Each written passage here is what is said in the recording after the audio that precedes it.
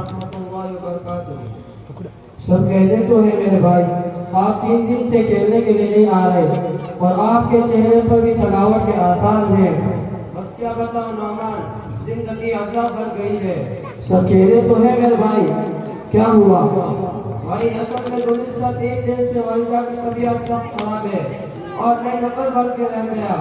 سارے کام مجھے کرنے پڑتے ہیں، ان کو کھانا کھلانا، ان کے بستر کی صفائی کرنا، ان کے کپڑوں کو صاف کرنا، یہ سارے کام مجھے کرنے پڑتے ہیں۔ ماشاءاللہ، زبردست، پھر تو آپ بہت خوش نصیب ہیں۔ خوش نصیب اور میں وہ کیسے؟ میرے بھائی، یہ تو بہت کم لوگ ہوتے ہیں جنہیں اپنے والدین کی خدمت کر کے جنت کمانے کا موقع ملتا ہے۔ اچھا، یعنی مجھے سب مشقت اٹھا کر جنت ملے گی؟ جی ضرور، انشاءاللہ۔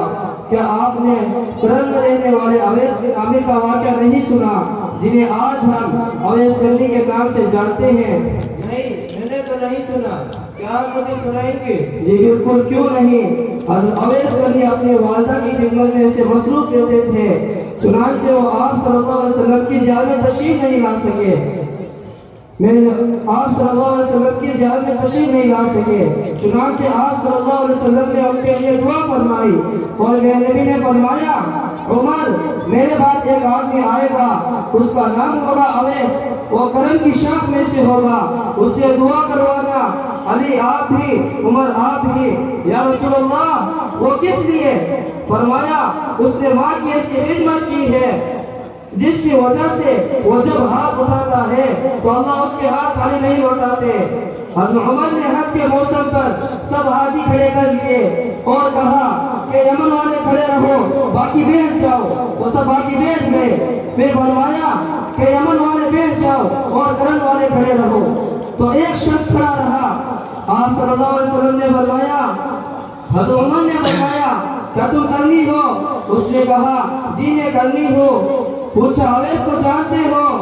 جی ہاں، میرا بھائی کا بیٹا ہے، تھوڑا پاگل سا ہے، آپ کیوں پوچھ رہے ہو؟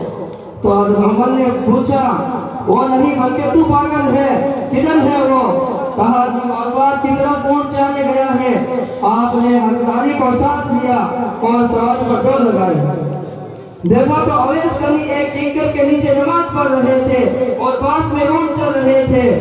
جب انہوں نے دیکھا کہ 2 آدمی آگے بیٹھ گئے ہیں تو نماز چھوڑ کر دی اور حضرت عمر نے پوچھا، کون ہو بھائی؟ اس نے کہا، جی میں مزدور ہوں۔ حضرت عمر نے پوچھا، تیرا نام کیا ہے؟ اس نے کہا، عبداللہ، اللہ کا بندہ۔ ارے بھائی، تیرے ماں نے تیرا نام کیا رکھا ہے؟ انہوں نے تو نہ حضرت عمر کو دیکھا نہ حضرت علی کو اور بولے، تم کون لوگ ہو میرا انٹرویو کرنے والے؟ تم کون لوگ ہو میرا انٹرویو کرنے والے؟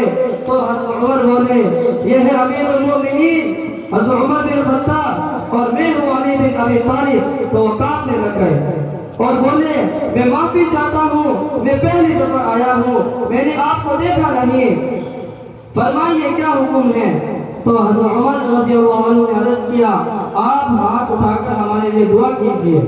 تو وہ رونے لگ گئے اور کہا کہ آپ نبی کریم صلی اللہ علیہ وسلم کے صحابی ہیں، میں ایک عام انسان ہوں، میری اوقات ہے کہ میں آپ کے لیے دعا کروں، میری اوقات ہے کہ میں آپ کے لیے دعا کروں۔ تو حضرت عمر نے فرمایا، ہمیں ہمارے نبی نے فرمایا تھا، اویس آئے تو دعا کروانا۔ حضرت عمر اور حضرت علی جیسی ہستیاں دعا کروائی ہے۔ پیچھے تہجد ہے نہیں، علم ہے نہیں، روزہ ہے نہیں، زکوٰۃ ہے نہیں، خیرات ہے نہیں، پھر کیا ہے؟ ماں کی خدمت ہے، ماں کی خدمت۔ ہمارے نبی نے فرمایا، لوگ جنت میں چلیں گے، اویس چلے گا، جب گیٹ پر پہنچے گا تو اللہ کہیں کہ اویس کو پیچھے ہٹا دو، باقی اندر چلے جاؤ۔ تو اویس کرنی ڈر جائیں گے کہ اللہ جنت کے دروازے سے مجھے پیچھے ہٹا دیا۔ تو اللہ کہیں گے پیچھے مڑ کے دیکھو، اور پیچھے مڑ کے دیکھیں گے تو لوگوں کا مجمع ہوگا جو جہنم میں جا رہے ہوں گے، ایمان والے، گنہگار، مسلمان۔ تو اللہ کہیں گے، اویس اپنی انگلی کو پھیرتا جا، جس پر تیری انگلی پڑے گی تیرے توقع رسل کو معاف کر کے جنت میں ڈال دوں گا. یہ ماں ہے. اور کیا آپ کو والدین کو محبت کی نگاہ سے دیکھنے کا اجر معلوم ہے؟ جی نہیں، کیا مطلب؟ والدین کو دیکھنے کا بھی اجر ہے؟ جی ہاں، اور جب میں آپ کو یہ اجر بتاؤں گا تو شاید آپ پاگل ہو جاؤ گے. پھر تو آپ ضرور بتائیے.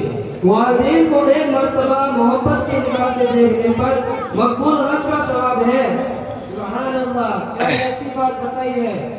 میں تو اپنے والدہ کی خدمت اپنے لیے سزا سمجھ رہا تھا، لیکن آپ سے مل کر معلوم ہوا یہ تو جزا ہی جزا ہے، جنت ہی جنت ہے. ہمیں تو اللہ تعالیٰ نے قرآن کریم میں ایک دعا بھی سکھائی ہے جو ہم اپنے والدین کے لیے مانگے.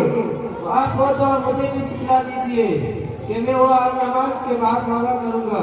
جی ضرور، میں آپ کو بھی سکھاتا ہوں. رب ارحمہما کما ربیانی صغیرا. اب میں انشاءاللہ اس دعا کا اہتمام کروں گا اور والدین کی خدمت میں کوئی کسر نہیں چھوڑوں گا.